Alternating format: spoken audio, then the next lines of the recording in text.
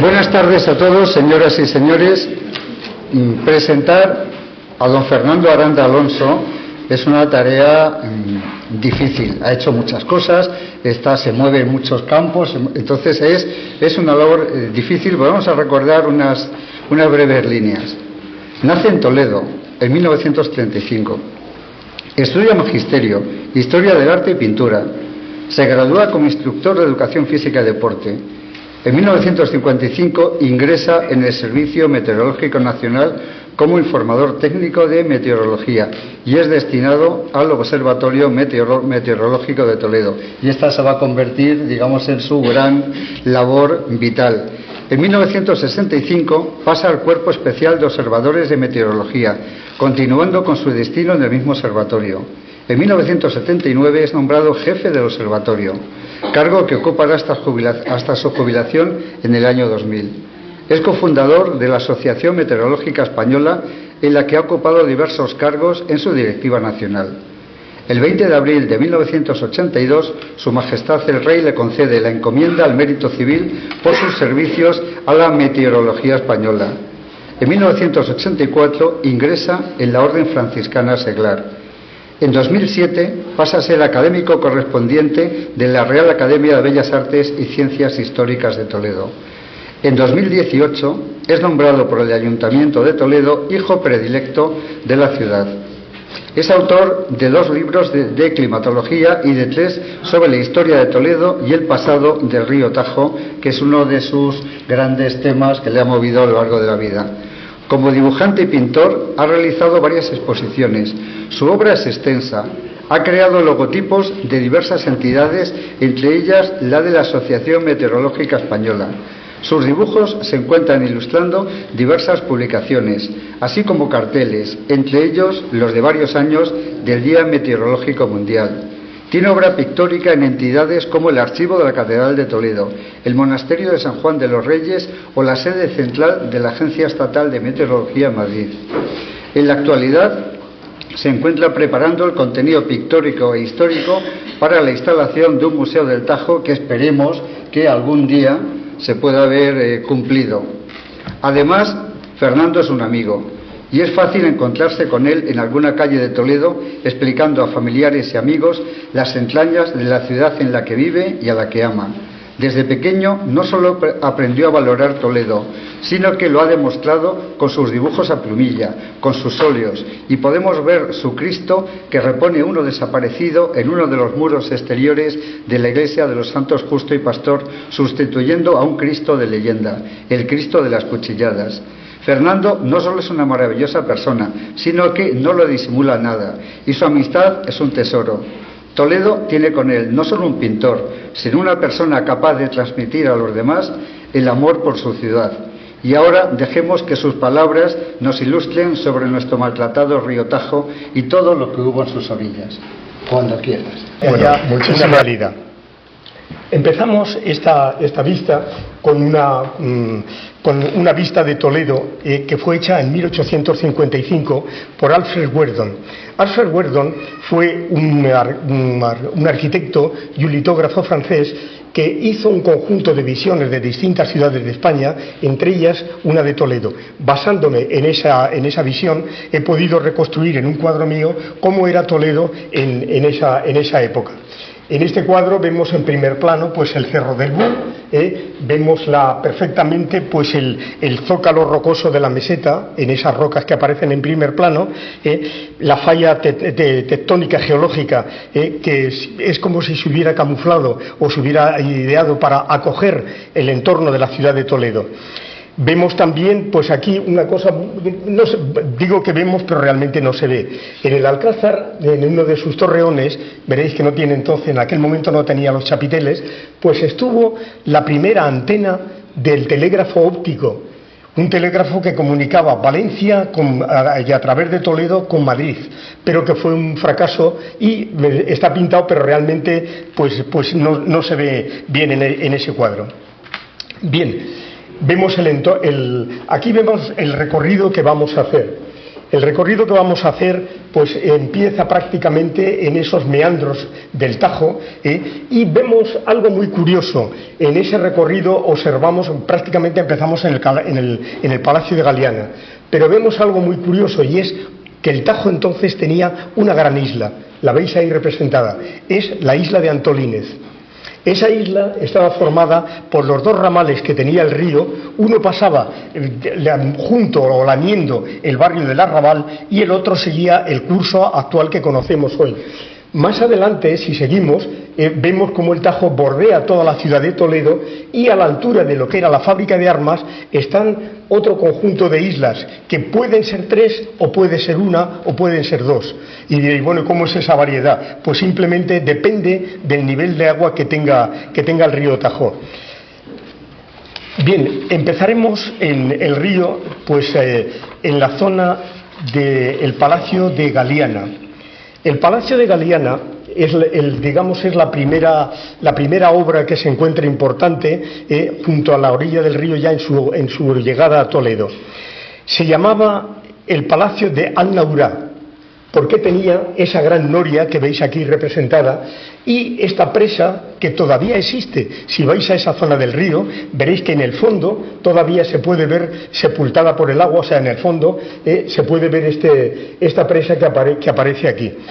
Este palacio era una maravilla, fue el Palacio de Al-Mamun. En él tuvo un jardín botánico en toda esa zona, lo que hoy conocemos como la Huerta del Rey, pues fue un gran jardín botánico. Pero ocurre que los almorávides lo asaltaron en varias ocasiones y también quedó arrasado cuando las tropas castellanas, navarras y aragonesas se reunieron ahí hubo 7.000 hombres que fueron a la batalla de las Navas de Tolosa. Entonces imaginaros, esa presión demográfica pues hizo que prácticamente quedara completamente arruinado. Pasamos ahora a ver el Molino del Cañal o del Corregidor. El Molino del Cañal o del Corregidor, vosotros hoy lo conocemos con el nombre del Molino de Safón. Así aparece como se encontraba a mediados del siglo XIX. Este fue uno de los molinos más rentables y más importantes de la ciudad, porque tuvo concretamente 6 grandes piedras de moler y tenía la característica de que era el molino de más fácil acceso. Los demás, como se encuentran en el entorno del Tajo, pues tenían dificultades para hacer llevar primero el grano y luego la harina. Con anterioridad del siglo XIX, pues este molino fue propiedad de la Catedral de Toledo. Pero veréis lo que aconteció. Resulta que la Catedral de Toledo se lo regala a la ciudad, se lo regala a Toledo. Y entonces había un corregidor en la ciudad que se llamaba don Antonio María Navarro. Pues resulta que este señor, en lugar de dárselo a la ciudad, ¿qué hizo? Se quedó con él. Se quedó con él, pero claro, no podía escriturarlo. Era imposible escriturarlo y entonces tuvo que aguardar muchos años hasta que llegó otro personaje que fue Safón. Safón ya sabéis que fue un empleado de la Catedral de Toledo. Y este hombre, pues como se enteró con la desamortización de Mendizábal, se enteró de que aquello ese bien se iba a amortizar, pues se quedó con ello. Pero ya os digo que este primero no lo podía escriturar. Aquí vemos en este cuadro 2 cosas muy curiosas. Una es la mina. La mina Fernando, el anterior. Sí, aquí vemos la mina, mirad, es una mina. Esto que veis aquí. La mina es una conducción subterránea que posiblemente los que estáis aquí que peináis canas, pues lo recordaréis, porque se sacaba el agua hacia la zona de la fábrica de armas. Es una conducción subterránea que pasa por debajo de la plaza de toros y termina justamente en la zona de la fábrica y va a regar las huertas de la fábrica. Esa mina, cuando ya la fábrica dejó de funcionar, pues prácticamente quedó abandonada y hoy ya está completamente cerrada. Vemos también, aparte, la azuda de Ragazú. La azuda de Ragazú era una gran azuda, ahora explicaremos lo que es una azuda, era una gran azuda que existió frente a lo que hoy es la central de Safón. Y vemos también estas cañas que se ven aquí con esa forma circular, ese era un cañal. ¿Qué eran los cañales? Pues mirad, antiguamente se pescaba en el río Tajo con un sistema de pesca que consistía en hacer unas espirales de caña, donde los peces entraban, no tenían salida, iban hacia el centro y cuando se concentraban en el centro, que ya no tenían escapatoria, pues de ahí eran extraídos. Fijaros la rentabilidad que llegaron a tener estos cañales, que hubo uno en el Ángel, que tendremos ocasión de verlo ahora, que ese cañal, pues la pesca que se obtenía con sus capturas era lo que mantenía el hospital de Balsamo. El hospital de Balsamo era un hospital que estaba instalado en lo que ahora es la oficina de correos. Bueno, pasamos. Aquí vemos la Azuda de Ragazú. La Azuda de Ragazú era una inmensa noria formada por un conjunto de maderas donde había pues unos alcauces y unos cangilones. El agua giraba con la corriente del agua y estaba justamente enfrente de la central de Safón, como os he dicho. Aquella azuda, pues resulta que era muy ruidosa. Fijaros si las azudas eran ruidosas, que existe una que es la albobafia, que está situada en Córdoba, que habréis tenido ocasión quizás de verla, pues esta funcionaba y hacía tanto ruido que cuando la reina Isabel la Católica iba a Córdoba, mandaba que la parase porque no le dejaba dormir. O sea, este es el ruido que tenían estas máquinas. Bueno, esta prácticamente es la que alimentaba de agua y de regadío a la Huerta del Rey, pero prácticamente hacia 1890 dejó de funcionar y fue destruida. Y aquí tenemos los molinos de Río Llano. Habéis visto al principio que cuando hemos puesto este croquis de lo que era el río, como era antes de 1700, tenía dos ramales. Uno de los ramales iba justamente lamiendo el barrio del Arrabal. El otro es el que conocemos hoy. Bueno, pues en esa rama que iba directamente hacia la zona del Arrabal estuvieron estos molinos, los que estaban cerca de las covachuelas. Estos molinos fueron los molinos de Asargazu, que en el siglo XV se llamaban los molinos de Pedro Ayala el Tuerto. A mediados del siglo XVII pues hubo un arquitecto que se llamó González Vázquez. Este señor hizo unos grabados y gracias a esos grabados he podido reconstruir yo cómo eran estos molinos entonces. Bien, pues llegamos un poco a ver algo que nos es muy familiar, el puente de Alcántara. El puente de Alcántara, como todos sabéis, es un puente de origen romano que fue levantado en el siglo III y tenía como misión pues comunicar y permitir el paso sobre el río Tajo de la carretera, el camino romano que comunicaba Ilici, Elche, con Saburum y Emérita Augusta. Y entonces justamente pasaba por Toledo y lo levantaron los romanos precisamente para eso. Inicialmente aquel puente romano no contaba con torreones. Los puentes romanos no tenían torreones en cada lado. Y el puente de Alcántara pues ha tenido numerosas destrucciones, entre ellas una del año 858, cuando el emir Muhammad pues resulta que destruyó el arco. El puente tenía 3 arcos, aquí no veis más que 2, pero la parte maciza que veis en la parte esta de aquí, pues esa fue fue destruida, y cuando se reconstruyó pues se hizo con ese muro grande en lugar de que tuviera un arco.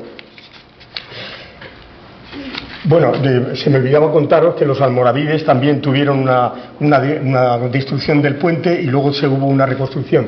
Aquí vemos el gran torreón hecho ya en la época de los Reyes Católicos, y vemos algo, si os dais cuenta, veréis que tiene un conjunto de torreones en la parte de acá. Eso era la Plaza de Alcántara. Mirad, la Plaza de Alcántara fue un precioso recinto militar que estuvo situado a la salida del puente de Alcántara. Ese recinto tenía por un lado el torreón del puente, en otro lado tenía la puerta de Alcántara, si lo vemos desde el puente, en el lado derecho, y en el lado izquierdo la puerta de San Ildefonso, y enfrente la puerta de los 13, que es la que salimos hoy por la muralla. Esta puerta, esa plaza, pues digamos que era pues como un baluarte militar. Pero ¿qué ocurre? Que Al construir en el 1864 la carretera, donde va hoy la calle de Gerardo Lobo, pues resulta que hubo que tirarla y lamentablemente se destruyeron ahí dos puertas preciosas de la ciudad de Toledo. Bueno, ahora vemos los molinos de San Cervantes o San Servando. Estos molinos siguen todavía las ruinas, bueno, se ven, ya las ruinas son muy escasas las que quedan. Estos molinos pues están situados aguas abajo del puente de Alcántara y situados en la zona casi debajo del castillo de San Servando. Tienen la característica de que cuando la ciudad de Toledo es conquistada por Alfonso VI, pues Alfonso VI se lo regala a los monjes de Marsella, que los monjes de Marsella les había dado también el castillo de San Servando. Pero ¿qué ocurre? La ciudad de Toledo en ese tiempo sufre invasiones sucesivas de los musulmanes y claro, los molinos estaban fuera de la muralla. Al estar fuera de la muralla, pues tuvieron sucesivos ataques hasta el punto de que los monjes, un poco hartos, dijeron: mira, quédate con los molinos, que nosotros nos vamos porque aquí no podemos aguantarlo. Luego fueron donados, bueno, y más tarde pues fueron transformados, pero hoy realmente son ya ruinas. Y aquí vemos los molinos de Barranchuelo. Los molinos de Barranchuelo están ubicados muy próximos al sitio donde estuvo el artificio de Juanelo. Estos molinos, en el siglo XIV, formaban parte de las propiedades del Cabildo de la Catedral. Pero el rey Felipe II, y ya Carlos V lo intentó, los compraron para intentar hacer en ellos la ceca de Toledo. Vosotros sabéis que Toledo se estampaba moneda. Esa moneda se estampaba aquí en la calle en Núñez de Arce. Pues bien, el rey quiso hacerlo mediante un proceso hidráulico movido a la fuerza por el río, pero resulta que no se llegó a completar porque trajo unos ingenieros alemanes y estos ingenieros alemanes les gustó más Segovia y la fábrica de la moneda se la llevaron a Segovia. Bien, aquí vemos los molinos de San Cervantes y vemos también las turbinas de Vargas. Las turbinas de Vargas las llamaban turbinas, pero era indebidamente, no tenían nada de turbinas. En realidad eran unas fuentes elevadoras, unas bombas elevadoras ya modernas que subían el agua hasta la ciudad de Toledo. Ya sabéis que en la ciudad de Toledo se decía que cuando un funcionario o un militar venía destinado a Toledo, antes de llegar a la ciudad, pues tenía que aprenderse de qué fuente tenía que beber. Tenía que beber, si padecía del estómago, de la fuente de los jesuitas; si quería agua potable era la fuente de Santa Locadia, y había otras muchas fuentes del río. Esto era verdad, o sea, esto lo he conocido yo. O sea que tenías que saber de qué fuente coger el agua porque no todas valían. Bueno, pues esta casa elevadora llevaba el agua a determinadas fuentes de la ciudad de Toledo. Bien, y aquí vemos la gran obra de Toledo, que quizás mereciera la pena que dedicáramos un día específicamente un tratado a esta obra grandiosa de la ingeniería medieval. Es el artificio de Juanelo. Juanelo Turriano, ya sabéis que fue pues un magnífico ingeniero mecánico que el emperador le encargó que subiera el agua a Toledo, a la ciudad de Toledo. Y este hombre, valiéndose de elementos mecánicos, lo consiguió. Pero lo consiguió de una manera muy curiosa. Resulta que antes de él había habido unos alemanes que eran los hermanos flamencos, los hermanos Cotten. Estos señores pues se comprometieron con la ciudad de Toledo en subir el agua, que el agua llegaría a Toledo. Toledo ha tenido sed toda la vida, aunque ha tenido el río a sus pies. Bueno, pues efectivamente vinieron los hermanos Cotten, pusieron unas bombas movidas con mulas en la orilla del río, instalaron una tubería, pero mira por dónde, cuando empieza a funcionar la tubería, las bombas, la tubería estalla. Los hermanos Cotten, que ya habían cogido el dinero, dijeron: ahí se queda Toledo y nos vamos a Flandes, que no somos capaces de completar esta obra ni queremos devolver el dinero. Entonces, cuando el pobre Juanelo Turriano llega a Toledo y propone que él sube el agua a la ciudad, pues la ciudad sospecha porque piensa: este nos va a engañar como los hermanos Cotten. Entonces, ¿qué hacen? le dicen que le pagarán cuando llegue el agua a la ciudad. ¿Y cómo se vale Juanelo Turriano para subir el agua a Toledo?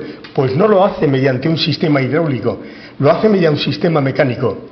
Es decir, el agua no lo conduce por una tubería desde el río, salvando el desnivel de casi 100 metros que hay entre el río y el Alcázar, y los 300 metros de inclinación que tiene la subida. Él lo va a hacer mediante un sistema mecánico. Esto sería cuestión de otro día dedicarle una charla específica porque merece la pena esa obra mecánica. ¿Y cómo lo hacía? Pues lo hacía primero tenía 2 grandes ruedas. No sé si hay... Bueno, aquí vemos otra estampa del... No, perdón, pon esa que ve el ángulo. Esa. Aquí vemos el artificio de Juanelo, ya las ruinas, ya no funcionaba. Él había muerto, cuando él muere, pues prácticamente pues su obra mecánica, su hija Nerea, lo va manteniendo, pero lo mantiene durante un tiempo, y por abrasión, porque imaginaros lo que es un sistema mecánico de 300 metros moviéndose de madera y metal. Bueno, pues realmente tuvo una dificultad añadida. Desde el río hasta el Alcázar, él subía el agua mediante una biela. La rueda motriz tenía 2 ruedas. Una rueda era la encargada de subir el agua hasta un determinado nivel. Y la otra rueda era la que movía una biela. Una biela, imaginaros, que partía del río y terminaba en el torreón del Alcázar. Y con este movimiento movía unas torres en las cuales había unos cazos. Esos cazos iban echando el agua de uno a otro y el agua iba subiendo. Cuando llegaba al nivel de la torre, pasaba a la siguiente, volvía a ascender, así hasta que llegaba al Alcázar. Pero claro, aquello suponía una abrasión, un desgaste tan grande que prácticamente él lo pudo mantener. Lo mantuvo su hija, pero luego ya pues se abandonó. Y en el abandono, curiosamente, una cosa que se sabe poco, es que parte de las tuberías que él utilizó para subir el agua a Toledo, luego se las llevaron a Aranjuez y están hoy colocadas en los jardines de Aranjuez. Bueno, me vais a permitir que...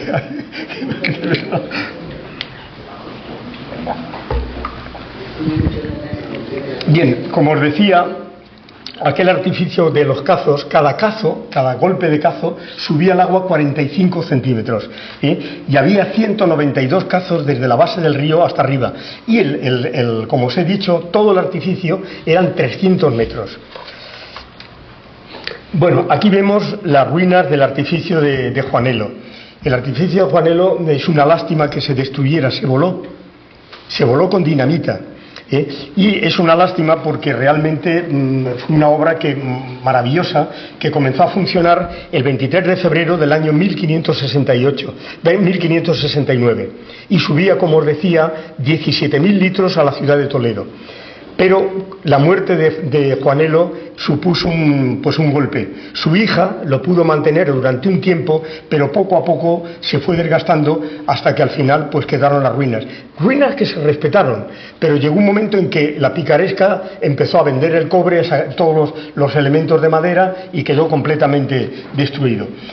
Se me olvidaba deciros que al pobre Juanelo, cuando fue a cobrar al Ayuntamiento de Toledo, pues le dijeron: sí, te vamos a pagar, pero tienes que hacer otro, y cuando hagas el segundo te lo pagamos. Pues resulta que hizo el segundo y no le pagaron ni el primero ni el segundo, porque terminó de tal manera arruinado que su hija tuvo que pagar para poderle enterrar, o sea, pedir dinero para que le enterrase. Bien, y aquí vemos los molinos de San Servando y el artificio de Juanelo también, las ruinas ya que quedaban a finales del siglo XVIII. Aquí veis una cosa muy curiosa, y es que en la orilla del río veréis que hay pues unos molinos cubiertos por unas bóvedas de cañón. Los primeros molinos de Toledo son molinos, edificios con tejas, con estructura de madera, pero ¿qué ocurre? Cada vez que había una inundación, había una avenida, una riada del río, pues resulta que los tejados salían zumbando, las tejas también, y los molinos quedaban al aire. Entonces, los molinos de Toledo casi siempre eran propiedad de muchas personas. Entre ellos, la Catedral de Toledo tenía participación en la mayor parte de molinos. ¿Y por qué era así? Pues porque la reparación era muy costosa. Y al repararse, pues el dinero del costo del arreglo suponía menos inversión. Los molinos funcionaban día y noche. Como podéis imaginar, entonces no había motores eléctricos, no había motores de gasolina y el motor que existía era el agua del río. Entonces el agua del río corría de noche y de día, con lo cual los molinos funcionaban tanto de día como de noche y no paraban nunca. O sea que se hacía el reparto de su utilización. Bueno, aquí vemos los molinos del Carmen o del Artificio. Estos molinos, prácticamente los compró Felipe II. Son unos molinos que luego en ellos se quiso instalar la Casa de Caridad. El cardenal, ¿cómo se llama? Lorenzana. Gracias. El cardenal Lorenzana quiso hacer en ellos, quiso utilizarlos como elementos de trabajo, pero realmente, prácticamente están totalmente destruidos. Aquí vemos los caminos del Carmen. Si nosotros vamos hoy desde el puente de Alcántara al viejo, al antiguo, al puente de circulación de coches, pues resulta que pasamos por una carretera. Bueno, pues este es el aspecto que ofrecía aquella carretera. Y aquí vemos algo muy curioso. Al final de ese camino que asciende hacia arriba, veréis que hay una puerta. Esa es la puerta de San Ildefonso, que desgraciadamente la perdió la ciudad de Toledo. Y veréis por qué la perdió. Cuando se voló el Artificio de Juanelo, utilizaron tal carga de dinamita para volar los restos que quedaban, que esta pobre puerta que estaba cerca, pues resulta que salió muy dañada y no tuvieron más remedio que tirarla. Y era una puerta árabe, pues del siglo X, el siglo XI. Bueno, y aquí vemos el camino a los molinos del Artificio. Está representado basándome en cómo eran antes esos. Esto está recuperado de un grabado antiguo y al fondo, curiosamente, veis unas paredes de roca grandes. Bueno, pues esas paredes hoy han tenido, mejor dicho, una utilidad. Esto lo podía contar mejor Fernando que yo. Esa utilidad es porque en ellos hay una cueva sismológica.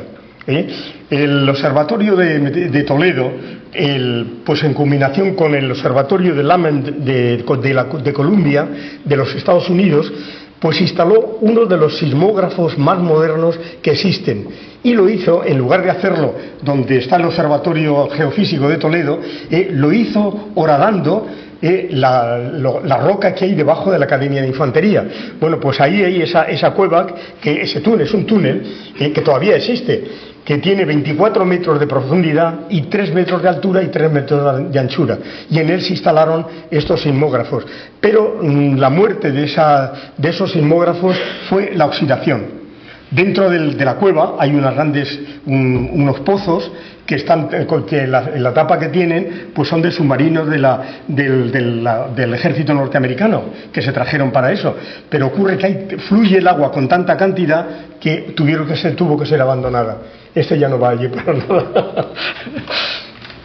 Bien, y aquí vemos el acueducto romano de Toledo. La ciudad de Toledo, la ciudad de Toletum romano, pues resulta que tuvo un suministro de agua magnífico. Los romanos fueron los grandes ingenieros de la historia y construyeron un sistema hidráulico para abastecer de agua la ciudad de Toledo. ¿En qué consistía ese sistema hidráulico? Pues consistía en un pantano que construyeron en el pueblo de Mazarambroz.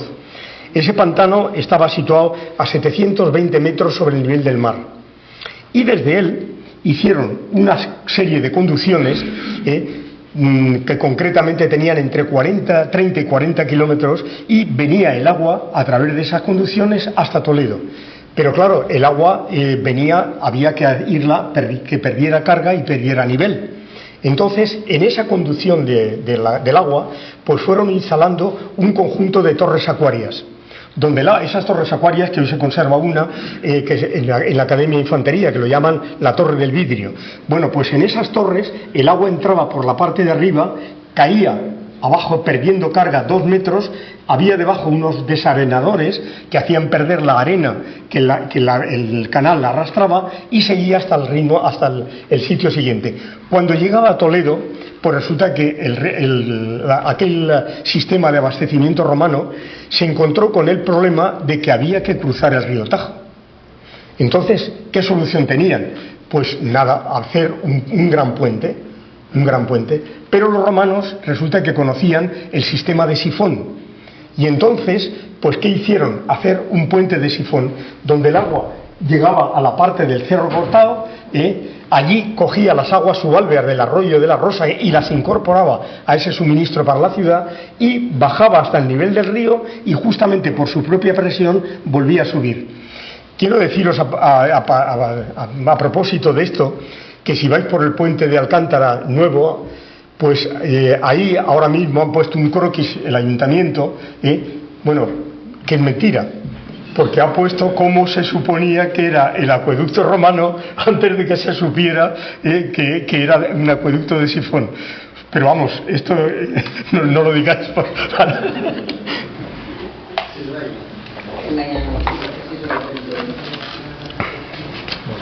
Bueno, molinos de San Ildefonso.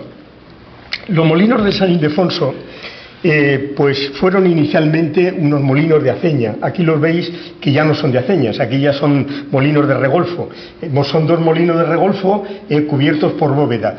Estos molinos estaban ubicados pues en una presa que tenía pues digamos muy mal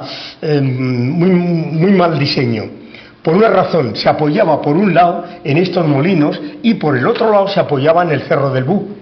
¿Qué ocurre? El Cerro del Bú, como habéis visto ahora, por experiencia de la última avenida que hubo, es un cerro, es un arroyo que tiene un enorme arrastre de tierras. ¿Qué ocurre? Ese arrastre de tierras hizo que saltara la presa esa que veis aquí, que yo ya la he pintado rota, por efecto de la erosión grande que supone, y se rompió, y entonces, bueno, pues prácticamente los molinos desaparecieron.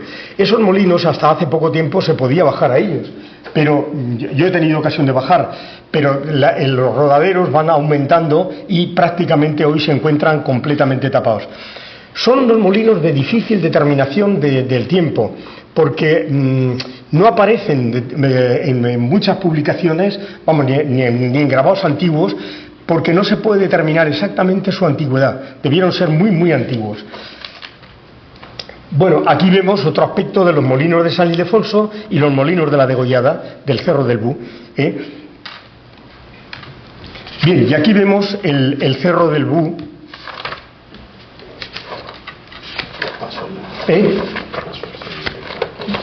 No, Casa del Diamantista. Este es Casa del Diamantista. No, pon el Cerro del Bú, pon el Cerro del Bú. Aquí vemos el Cerro del Bú. El Cerro del Bú, bueno, es una gran masa rocosa que tiene, como veis, a los pies tenía los molinos del arroyo de la Degollada. No sé si conocéis la leyenda del Cerro del Bú, ¿la habéis oído hablar de ella? Es una leyenda muy bonita, muy romántica, que os la voy a contar muy deprisa, no quiero hacerme largo. Bueno, pues concretamente, cuando los musulmanes atacan la ciudad de Toledo, Toledo era la capital visigoda. Y aquí vivía, bueno, pues estaba el rey Don Rodrigo, que sale a luchar con los musulmanes. Cuando son derrotados en la batalla de Guadalete, llegan a Toledo las noticias de que, bueno, de que los musulmanes los han derrotado y que los están avanzando. Entonces había en Toledo un conde llamado Búldar que fue a la lucha, y este hombre, antes de marchar a luchar, pues no tenía hijos, tenía una hija. Le dijo a la hija: mira, voy a luchar contra ese pueblo que nos está invadiendo. Si tú ves que me matan o que progresan y que avanzan hacia Toledo, defiende la ciudad de Toledo como puedas. Efectivamente, este hombre sale a la lucha, muere en el combate, y los emisarios llegan a la hija y le dicen: tu padre ha muerto, defiende la ciudad. Pero la chica se encuentra con que la ciudad de Toledo pues prácticamente es muy difícil de defender, porque no tiene más que los soldados que están viniendo de la batalla heridos, y personas mayores que había en la ciudad. O sea, se encuentra casi indefensa. Pero ella quiere cumplir la promesa que ha hecho a su padre. Entonces, ¿cómo lo hace? Llega Tarik al puente de Alcántara, llegan los musulmanes al puente de Alcántara, y ella, en lugar de presentar batalla ni hacer nada, abre las puertas del puente y sale a recibirle.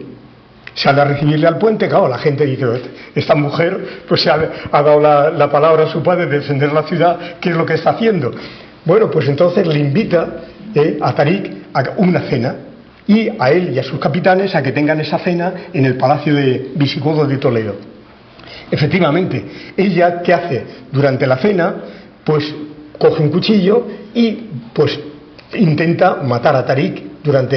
Ella se ve además sorprendida porque durante la cena pues le sirven cosas exóticas, hay música de chirimías, de cosas que no eran habituales en los visigodos.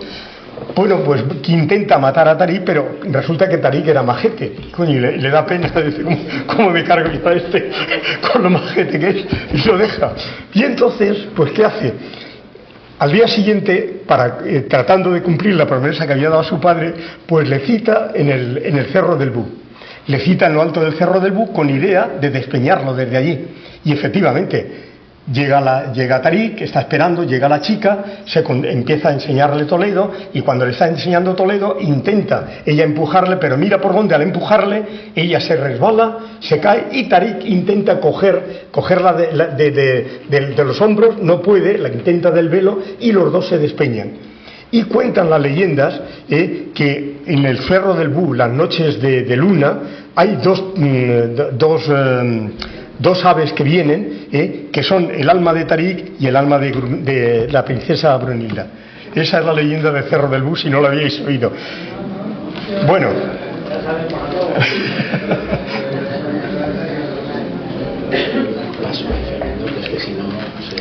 No sé cómo vamos de tiempo. 15 minutos. Uf. Bueno, pues Dios mío, si es que esto es tremendo. Os cuento, esta es la Casa del Diamantista. La Casa del Diamantista ya sabéis que se llama así porque hubo un diamantista, un señor que se llamaba José Navarro, y este señor pues dominaba el montaje de diamantes. Y entonces ya se retiró, era de San Sebastián, a los 42 años se había retirado ya porque había ganado dinero, se vino a vivir aquí, compró esta casa y ya no quería saber nada. Pero mira por dónde un día, pues resulta que la reina Cristina de Borbón le encarga que le haga la diadema para la hija que se iba a coronar, que era Isabel II. Entonces el hombre dice, mire, no, yo ya no trabajo, yo ya no quiero saber nada porque ya lo he dejado. Bueno, pues se va aquel emisario, vuelve otro emisario dentro de un tiempo, la reina insiste en que le haga usted la diadema para la coronación a Isabel II. Pues dice, mire usted, si yo ya me he retirado, ya no quiero saber nada. Y una noche, pues nada, está tranquilamente en su casa cuando llaman a su puerta y se presenta la propia reina. Entonces, claro, el hombre no tuvo más remedio que decir, bueno, pues aceptado, le hago la diadema. Pero ¿qué ocurre? Que ya había perdido todos los contactos que le suministraban los diamantes, ya había perdido el hábito de trabajar, ya no tenía opción y estaba desesperado porque no sabía cómo podía hacerlo. Entonces una noche cuenta que se quedó dormido y al amanecer despierta y ve que el diseño de cómo tenía que ser la diadema lo tenía ya hecho. Bueno, se sorprende y dice, pero bueno, si yo no soy consciente. Pues nada, vuelve otra día, empieza a trabajar y resulta que tiene que engarzar piezas y tampoco tenía ya la idea de cómo tenían que ser los engarces. Se vuelve a quedar dormido y al día siguiente encuentra que los engarces están hechos. Y la leyenda dice que una noche dice, bueno, pues voy a ver qué es lo que pasa aquí. Hace que se queda dormido y cuando le quedaban ya unos restos de hacer de aquella diadema, ve que sale unas figuras del Tajo, le montan la joya y luego vuelven al Tajo. Esa es la leyenda de la Casa del Diamantista. Bueno, oye, avísame cuando sean 45 minutos. Bien, ahora vemos, perdonad que vaya tan deprisa porque este es un mundo lo que es el río.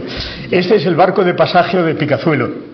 El barco de pasaje o de Picazuelo pues es la única zona que podía tener barcas en Toledo. La erosión que produce la calle del barco, el arrastre tan enorme, produjo una playa que todavía es visible al lado de la Casa del Diamantista, y en el otro lado hay una pequeña playa. Entonces ese era el sitio ideal para que las barcas cruzasen de un lado a otro. Hubo 9 barcas pequeñas y 2 barcas grandes, incluso una de ellas podía trasladar carros. ¿Qué conservamos hoy de eso? Pues si vais un día a la barca de pasaje actual, veréis que queda todavía la caseta del Fielato, que muy acertadamente el ayuntamiento no la ha destrozado. Es una pequeña casetita. El Fielato, no sé si recordáis lo que era los impuestos municipales que se pagaban, que quedaron destruidos cuando apareció el IVA. Bien. Bueno, aquí vemos el molino de Saelices. Bien, pasamos a esta. Venga. Molino de Saelices. Bien, molino de Saelices. Este molino estaba situado justamente debajo de lo que es la Virgen del Valle. En ese valle grande se transformó luego en central eléctrica. Su nombre era Molino de Santifelices, pero como la fonética cambia, resultó más fácil decir Molino de San Felices. En 1156 era propiedad de la catedral. Luego pasó a ser propiedad de los jerónimos de las islas del monasterio de las islas. Bueno, y aquí vemos un sitio que tradicionalmente tiene pues una triste recuerdo en la ciudad de Toledo. Se trata de la Incurnia. Los que sois como yo ya muy veteranos, no quiero decir viejos, pues recordaréis que ahí tradicionalmente todos los veranos se ahogaba cantidad de gente. Raro era el día que no subían diciendo se ahoga uno en la Incurnia. ¿Por qué? En esa zona del río hay rocas que producen remolinos que succionan a los nadadores. Y bueno, pues haya muerto cantidad de gente. Y en esa Incurnia, que ahora ha aparecido una playa grande, pero que ahí ya está representada, es donde tuvo Yahí al-Kadir, el último rey moro de Toledo, tuvo una casa de campo preciosa que fue arrasada por una crecida. Posteriormente a que Al-Kadir tuviera la casa ahí, el arzobispado de Toledo, el arzobispo, tuvo también una finca de recreo, pero una avenida, el año 1554, la arrasó y la dejó completamente. Hoy es un arenal. Bien, y aquí vemos los molinos de Romaila la Nueva. Los molinos de Romaila la Nueva pues son uno de los molinos más antiguos de Toledo. Se construyeron en el siglo XVI. Pertenecieron a los monjes de las islas. Voy a ir más rápido porque si no, ¿cuánto queda? Sí. Ahí. Bueno, no, es que no quiero alargarme mucho. El río es que tiene mucha cosa. Bien. Estos molinos de Romaila la Nueva pues fueron propiedad, como os digo, de los monjes de San Jerónimo de las Islas, y el año 1820 quedaron desamortizados. Prácticamente los molinos de Toledo, cuando aparece el motor eléctrico, el motor explosión, pues ya no tienen finalidad. Pero antes a estos molinos llegaba gente del entorno. Yo me acuerdo de Fernando Dorado, que era un pintor de Toledo que habréis conocido. Bueno, pues Fernando Dorado recordaba cuando venía con su abuelo con el burro a los molinos de Toledo, venía desde Sonseca a Orgaz a que le molieran la harina aquí en Toledo. Bien, aquí vemos los molinos de Noya o de Atabalaquín. Esta es la imagen que tenía el año 1897. Estos molinos están situados a los pies de la iglesia de San Sebastián. La primera noticia que tenemos de ellos es del año 1149, en tiempos del rey Alfonso VII. Y a lo largo del tiempo pues fueron propiedad primero del arzobispo Raimundo, luego de la iglesia de Santa María, luego del alcalde mayor. Los molinos pasaban de propiedad en propiedad. Y aquí vemos los molinos de San Sebastián, el último aspecto que tuvieron, porque esto es prácticamente a principios del siglo XX. Ya como lo veis son estructuras más modernas, y estos molinos tenían, como veis ahí, bueno, estuvieron abandonados ya mucho tiempo. Hoy quedan unas ruinas todavía que se pueden ver en el río. Perdonadme que vaya deprisa, que no quiero alargarme. Bueno, y aquí vemos las tenerías. ¿Qué eran las tenerías?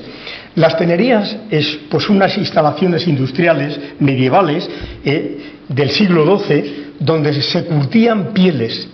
Estas tenerías inicialmente estuvieron situadas pues en la calle de Santa Isabel, al lado del ayuntamiento. Pero imaginaros que para curtir esas pieles, esos pellejos, pues resulta que utilizan taninos, utilizan excrementos, utilizan cosas de muy mal olor. Entonces, claro, lógicamente no podían estar en el centro de la ciudad, además necesitaban una cantidad de agua enorme. Entonces los trasladaron a la orilla del río. Estas instalaciones pues llegaron a tener 800 metros cuadrados.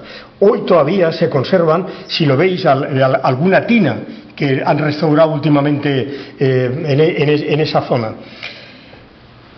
Abajo en este cuadro veis que se ve el torreón del Batán de la Reina. que es el torreón de Ben Alfarach, y debajo de él aparecen los batanes de la reina. Los batanes, un batán, la palabra batán no sé si hoy no es muy familiar. Mirad, vosotros sabéis que un tejido está formado por una trama y una urdimbre, que se va cruzando y forma la tela, de mayor o menor densidad. Bueno, pues hoy se hace perfectamente tensa, de manera que entre la trama y la urdimbre pues no quedan apenas huecos, pero antiguamente pues eso se hacía con pesas de gravedad en los telares. ¿Y qué ocurre? Que daba en la tela, sobre todo en las telas destinadas a mantas o hábitos, que daban huecos muy grandes. Entonces los tejidos era necesario llevarlos al río para abatanarlos. ¿Y en qué consistía? En el río había unas grandes mazas movidas por el agua del río, y esas mazas iban aplastando el tejido de manera que el poro de la tela quedara más compactado y más tapado. Bien, Romaila la Vieja. Bueno, este es también uno de los más antiguos de la ciudad. Hoy pues nada, están en lo que llamamos la presa de San Sebastián, porque tiene San Sebastián al otro lado. Fueron unos molinos propiedad de la Catedral de Toledo, y bueno, pues eran rentables. Para daros una idea, en el catastro del Marqués de la Ensenada, que se hizo en 1751, resulta que aparecen con una rentabilidad, eran de un tal Bernardo Rojas, y este señor recibía una utilidad de 3.240 reales por el funcionamiento del molino, que, como os decía, pues funcionaba día y noche permanentemente. Bien, y aquí vemos el azul de la Reina y los molinos de Romaila la Vieja. El azul tenía el batán ese tenía esa misión que os he descrito antes. Bueno, y aquí vemos los molinos de Daikán. Los molinos de Daikán se llamaban molinos de Dar as-Salam en tiempo de en 1142, porque son muy antiguos. Se llaman también los molinos de la Reina. Y si habéis tenido ocasión de ver el río recientemente, hace poco tiempo, pues hemos tenido la ocasión de ver la cimentación que tienen. Normalmente solamente se veían las tres partes altas del molino, pero últimamente, bueno, el puente que veis aquí, ese desapareció hace muchos años ya, o sea que no. Y en la parte izquierda veis la torre de Ben Alfarach. Bueno, pues aquí vemos los molinos de Abenzaría. Estos molinos de Abenzaría, de ellos no queda nada. Mirad, yo me he repateado el río a ver si veía una piedrita de resto, y no he encontrado absolutamente nada. Estos molinos, la referencia más antigua que se tienen de ellos es del año 1148. Porque Dona Sancha hace una donación, que era la dueña, a su hija, la reina Urraca, y luego esta los dona al conde Raimundo, y gracias a eso hemos sabido de su existencia. Pero la realidad es que como resto físico no queda absolutamente nada, ni los que había enfrente, que tenía otros molinos, pero también prácticamente han desaparecido. Bueno, y aquí vemos el barco de pasaje de Valdecolomba. La ciudad de Toledo, al estar rodeada por el río, tenía que comunicarse con la otra orilla. Tenía los puentes, pero tener en cuenta que el puente de Alcántara, cuando se hizo, pues ha tenido roturas, y la ciudad tenía que tener un contacto, y lo hacía a través de barcas. Bueno, pues la ciudad de Toledo ha tenido dos embarcaderos, uno tradicional, que es el que conocemos como la barca de pasaje, que se encuentra al final de la calle del Barco, y luego estaba que es muy poco conocido. Este estaba pues en el barrio de Haman-Zeit. El barrio de Haman-Zeit lo conocéis hoy con otro nombre, era ¿cómo se llama? El tránsito. Era el tránsito, y ahí había una puerta, que era la puerta de Aportiel, de la que bajaba directamente al río. Bueno, pues en el fondo de la puerta de Aportiel, en ese camino, existía esto, que tenía ha tenido muy poco conocimiento hay muy pocos documentos que hagan, pero sin embargo, un gran documento de este pasaje es el cuadro del Greco. El Greco ya pinta estas barcas de pasaje que comunicaban con el Cerro de la Cabeza.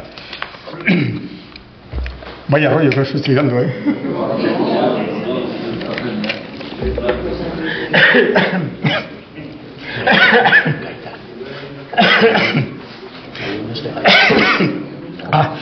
Bueno,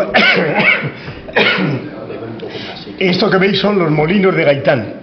Los molinos de Gaitán están justamente en la base, en el lateral del Cerro de la Cabeza.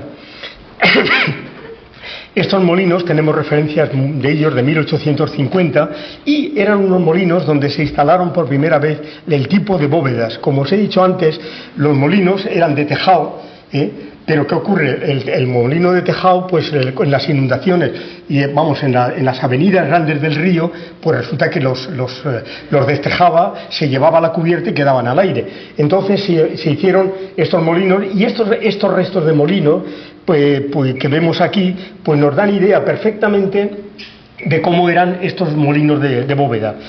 Aquí hay una cosa curiosa que a lo mejor alguno de vosotros ha llegado a conocer.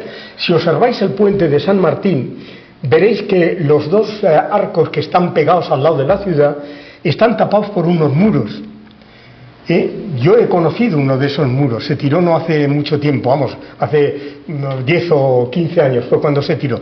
¿Qué misión tenían esos muros? Pues esos muros tenían la misión de que las tropas carlistas no avanzaran y rodearan la ciudad de Toledo. Esa misión tenían esos muros que ya han estado hasta hace muy poco tiempo. Los veis perfectamente, ¿verdad?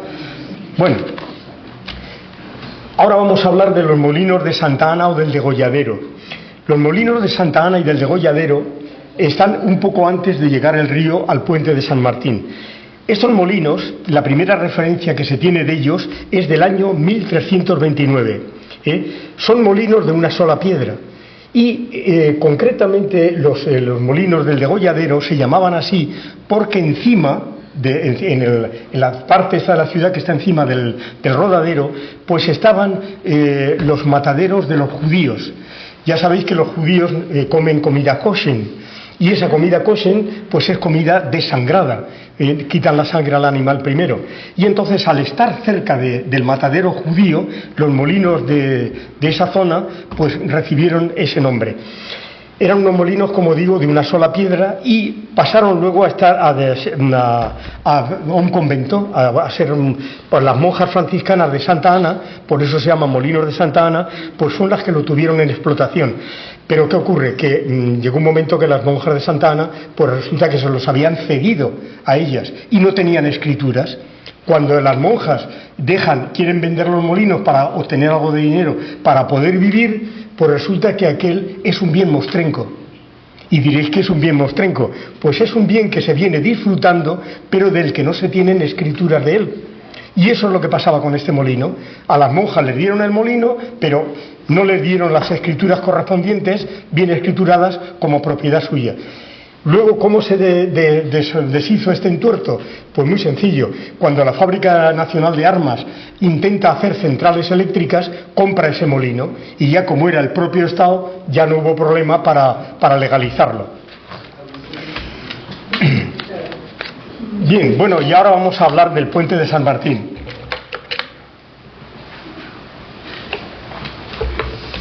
La primera noticia que tenemos del puente de San Martín es del año 1301.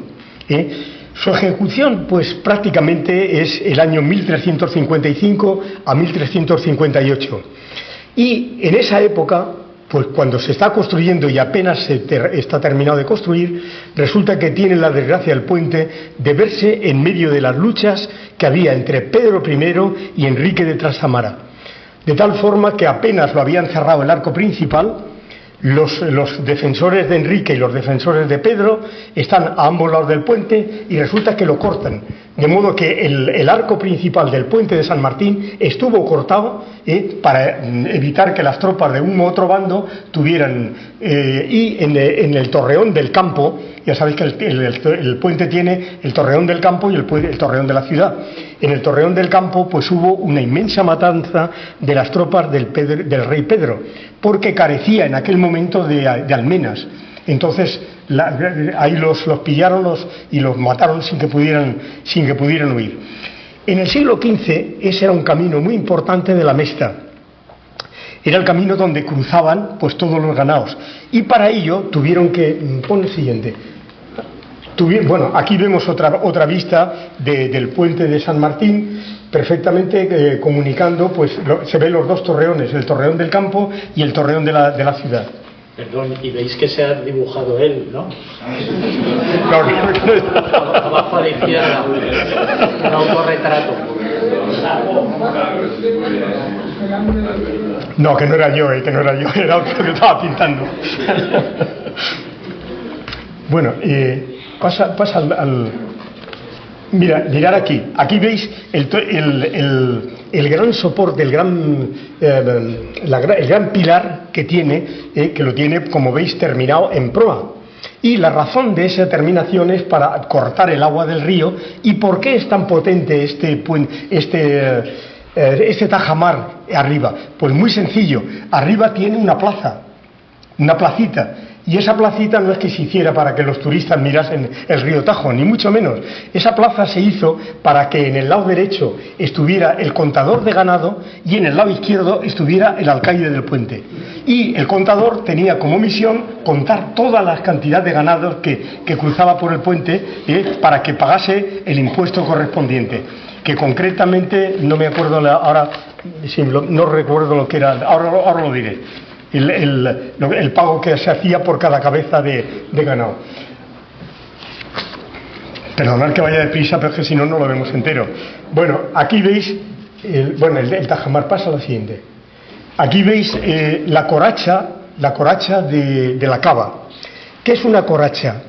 Una coracha, lo que veis aquí, es un muro que, naciendo vertical al muro de la ciudad, baja verticalmente poniendo un obstáculo para que si entra la tropa y rodea la ciudad, pues no pueda progresar porque se encuentra con ese muro. Las corachas, Toledo ha tenido 3 corachas. De ellas, tres han sido corachas secas y ha tenido una coracha húmeda. Se llama coracha húmeda cuando parte de la muralla y termina en un torreón metido dentro del río. Aquí vemos la coracha cómo llega hasta el río y vemos también el baño lo que hoy conocemos con el nombre de Baño de la Cava. Esta coracha nunca tuvo almenas, porque la inclinación tan grande que tiene no la hizo necesaria. Tenía un pequeño portillo que se llamaba el portillo de la Caaba. Pasa a la siguiente. Bueno, y aquí vemos la gran obra musulmana que se perdió. Era el puente de barcas de la Caaba. Para comunicar la ciudad de Toledo, hasta cuando el puente de Alcántara, pues sabéis que comunicaba la parte este de la ciudad, pero había que comunicar la parte oeste de la ciudad o suroeste. Entonces los árabes hicieron este puente que veis aquí. El puente tenía como característica pues 2 grandes torreones que guardaban la entrada y luego un conjunto de barcas que flotaba sobre el río. Sobre esas barcas había un gran tablero sobre el que pasaban personas y los carruajes o los animales que venían a la ciudad de Toledo. Este puente de barcas, lógicamente, pues tenía una característica, y es que cuando el río subía, venía crecido, pues resulta que la puerta que se utilizaba, como veis en los extremos, lo veis hoy en el Baño de la Cava. Si os recordáis, el Baño de la Cava tiene una puerta arriba y otra puerta más próxima al nivel del agua. Pues eso era para que cuando el agua venía somera, el río venía con poca agua, se utilizaba la puerta de abajo. Cuando el río venía crecido, se utilizaba la puerta de arriba. Y los 2 extremos eran, digamos, las sujeciones que mantenía sujeto el tablero. Pero aconteció que una riada del año 1203 pues se lo llevó por delante y el puente no se llegó ya a utilizar. El puente era de origen árabe, pero fue utilizado por los cristianos. Bueno, y aquí vemos otra vista, una vista donde yo he imaginado ver desde arriba el puente. Os garantizo, cuando yo pinté esto, el puente ya no estaba, aunque soy un viejo ya. Bien, y aquí vemos los molinos de la Solanilla. Los molinos de la Solanilla están instalados en la presa más grande que tiene Toledo. Si recordáis y os asomáis al puente de San Martín, veréis que mirando hacia la fábrica de armas hay una gran presa que además tiene la característica de que no cruza el río de forma vertical, sino que lo hace formando un ángulo que deriva como un canal que lleva directamente el agua hacia la central eléctrica de la fábrica de armas. Bueno, pues esa presa tiene 400 metros de longitud y se llama la presa de Azumel, pero el nombre real no es Azumel, el nombre real de la presa es Asomail. Y Asomail es el nombre del judío que hizo esa presa. Junto a estos molinos que veis aquí, de la Solanilla, pues había también antiguamente otra cosa muy importante, y es la bentonita. ¿Qué era la bentonita? Pues mirar, la bentonita era una greda. En una greda, fijaros, entre las puertas que tuvo Toledo, que me salto un poco había una puerta que se llamaba la Puerta de los Grederos, que estaba justamente donde está ahora el miradero. Bueno, pues esa Puerta de los Grederos se llamaba así porque venían trayendo de Magán la greda, que era una bentonita, es como una arcilla grisácea, que se utilizaba, fijaros, debía tener características buenas, se utilizaba para jalbegar las casas. Jalbegar ya sabéis que es pintar, pintar las fachadas. Antiguamente era muy utilizado esa palabra. Y valía también para las enfermedades del colon. O sea, cuando uno tenía infección en el colon tomaba aquello. Debía ser un poco multiuso. Bien, y estos molinos de la Solanilla tienen al lado una isla muy bonita que se llama la Isla de los Pájaros. Estos molinos tenían 4 piedras de moler y bueno, pues hoy todavía se conserva en esa zona algún resto de ellos.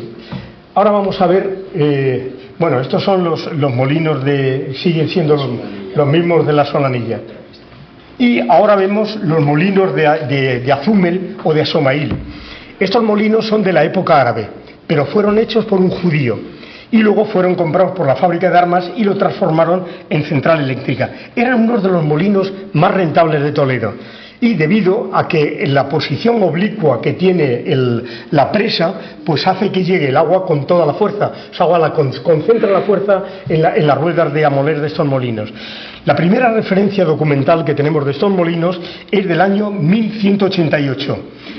Habían pertenecido a un canónigo, concretamente los canónigos de la antigua catedral eran propietarios de muchos de estos molinos. No he querido detallarlo porque no es. Y la rentabilidad que tuvo eran muy grandes. Fijaros, cuando lo tenía el cabildo catedralicio, que era propietario de la 10ª parte, obtenía un rendimiento anual de 8.000 reales. 8.000 reales que la catedral utilizaba en 18 fundaciones de caridad que administraba concretamente con ese dinero. Bueno, y vamos a ver ya lo que es la fábrica de armas. Aquí he tratado de reconstruir esta imagen de esta fábrica tan querida para los toledanos, porque en ella han trabajado la mayor parte de nuestros antepasados. Rara es la familia de Toledo donde no ha tenido un antecesor, un antepasado que haya trabajado aquí en alguno de los múltiples oficios que tenía. Ya sabéis que esta fábrica, el origen de las armas en Toledo, pues es por una cosa muy curiosa, y es también un poco el origen romano. Vosotros sabéis que existe un mineral que se llama el wolfranio o tusteno. El río Tajo antiguamente era portador de ese mineral. Y los antiguos se dieron cuenta que cuando las armas las templaban en las aguas del Tajo y las mazaban con las arenas del río, resulta que partes de ese wolfranio o tusteno, de alguna manera, se adherían a esa lámina de hierro, a esa arma, y tenía una doble dureza. Entonces, ese wolfranio o tusteno es el que dio origen a la fama de las armas blancas en la ciudad de Toledo. Curiosamente, como yo siempre lo digo, la deuda que España tenía con Alemania, de la guerra, por el material que mandó aquí durante la guerra civil, se pagó precisamente con ese material, con tusteno. Bueno, y ahora vamos a ver las azudas de las corrientes. Lo que vemos aquí es las 2 grandes azudas que existieron detrás de la fábrica de armas y que estuvieron prácticamente funcionando hasta el siglo XVII. Enfrente tenían el convento de los capuchinos. Los capuchinos eran los frailes franciscanos y ese convento os suena porque lo habéis visitado. Hoy es el Ángel. hoy es el convento del Ángel. Eran a estas azulas de las corrientes, pues tenían un canal y, bueno, como lo veis aquí, funcionaban en pareja y el agua estaban soportadas por postes, el agua llegaba a ese canal superior que veis y de ahí llegaban a regar toda esa huerta que entonces no era de la fábrica, entonces era de la Hermandad de la Santa Caridad de Toledo. Toda esa zona era propiedad de la Santa Caridad. Este cuadro lo he podido hacer, pues os voy a decir, por la cronografía del Tajo que hizo Giovanni Martini Antonelli en el siglo XVII. Y él hizo unos dibujos de Carducci que yo los he interpretado y recuperado, que los hizo en 1581. Bueno, pues aquí vemos el Batán del Ángel. El Batán del Ángel hoy está donde la ermita, donde está la ermita, está ubicados en una zona donde, bueno, pues antiguamente hubo una palestra romana. La palestra romana era un centro atlético donde bajaban los romanos a hacer ejercicios físicos. Y luego, más tarde, dado la situación que tenía, pues fue el palacio del gobernador de Toledo, que se llamó Abdil Aziz. Tras la Reconquista, pues se construyeron ahí unos molinos que inicialmente pues eran molinos nada más, pero luego se transformaron también en batanes. Y la presa que vemos, pues es la presa de los capuchinos. Y aquí vemos un antiguo molino que no he podido determinar su nombre. Es un molino antiguo, que estaba situado en la trasera de la fábrica de armas, pero no os puedo dar prácticamente ningún dato de él, porque esto es como se encontraba en 1880. Yo lo he recuperado de un cuadro de Arredondo, que él lo debió pintar porque él lo debió conocer. Y bueno, pues estamos prácticamente... ¿Quieres pasar del siguiente? Sí. Bueno, aquí vemos la última azuda, de la que queda todavía un poquito. Es la azuda de Ajenjo Díaz. Vosotros sabéis que al otro lado de la fábrica de armas hay como una gran isla, bueno, hay varias islas en el río, pero hay una zona ya de límite ¿cómo os diría yo? La Peraleda, concretamente la Peraleda. Bueno, pues esta presa está en la Peraleda, y si algún día vais por allí, todavía se conserva para el riego de aquellas huertas que hubo allí, que por cierto hay un Ángel, el presidente de los hortelanos lo ha conocido. Bueno, pues ahí todavía se conserva parte del riego que movía, que suministraba agua esta gran rueda. Esta rueda de Ajenjo Díaz pues dejó de existir prácticamente cuando ya la zona de la Peraleda pues ya no se utilizó como huertas. Bueno, y aquí tenemos las ruinas de un precioso molino, unas ruinas muy bonitas, de un precioso molino y un puente que comunicó la Peraleda con lo que hoy es la carretera de Ávila. Esto existía hacia 1880 y se ha recuperado también porque lo pudo pintar en un cuadro de Arredondo. Los restos constructivos de este molino que estáis viendo fueron utilizados luego para hacer las presas que hoy conocemos. Pasa al siguiente. Oh, aquí vemos la barca de Romanones. No sé si alguno de vosotros la habéis conocido. ¿La habéis conocido?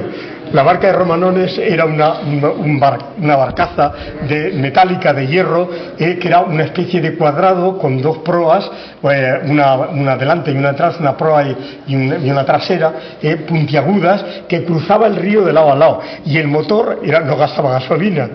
Había un cable que todavía se conserva, no, la han quitado hace poco tiempo.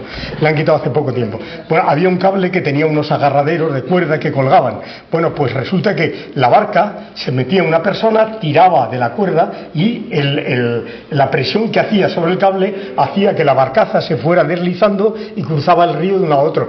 Yo la he conocido, cruzaba carros, cruzaba tractores, cruzaba animales, y el cable pues era un cable tremendamente grueso, estuvo funcionando hasta hace poco tiempo. Lo que hoy sí se conserva son los dos estribos donde se anclaba el cable. Bueno, y aquí vemos un molino un molino que existió. Yo he conocido esa casa, que se tiró hace poco tiempo, que por cierto vivía un ocupa ahí, que me hacía gracia el hombre porque vivía en unas condiciones, yo lo veía cuando iba al observatorio, lo veía muchas veces ahí. Estos son restos de un molino de Buenavista completamente desaparecido. Los restos, como veis, los materiales se utilizaron para reforzar la presa. Y bueno, finalizamos aquí y vemos los molinos del Ejido o los molinos de Buenavista. Estos molinos son de finales del siglo XIX. ¿Cómo murieron? Pues resulta que cuando la finca de Romanones ya se transforma y ya tiene otros sistemas ya no necesita moler porque hay motores, pues entonces construyó aquí una central eléctrica que es la que hemos visto hasta hace poco tiempo. Y lamentablemente tengo que deciros que esa central eléctrica era una verdadera joya y la hemos dejado perder. Las turbinas, todo lo que tenía, los alternadores, todo lo que tenía, nos lo han robado, lo han dejado miserablemente robar y hoy ha desaparecido por completo. Y eso es una lástima porque estas joyas son joyas que nos hablan de la historia de nuestra querida ciudad de Toledo. Muchas gracias por haberme escuchado. Con tu locuacidad, con un montón de datos, de detalles, de información avalada por los documentos, y también luego por habernos ayudado a recrear todo lo que has dicho con estos cuadros, que son su obra. Fíjense ustedes la cantidad de horas que tiene que haber dedicado a estudiar todo esto. Y da para mucho más porque ha ido el hombre pues muy atropelladamente por la cantidad de información que nos quiere transmitir. Así, por tanto, querido Fernando, una vez más, nuestro agradecimiento a vosotros. Y además ensalzarte como una persona generosísima. Y muchas gracias por habernos acompañado.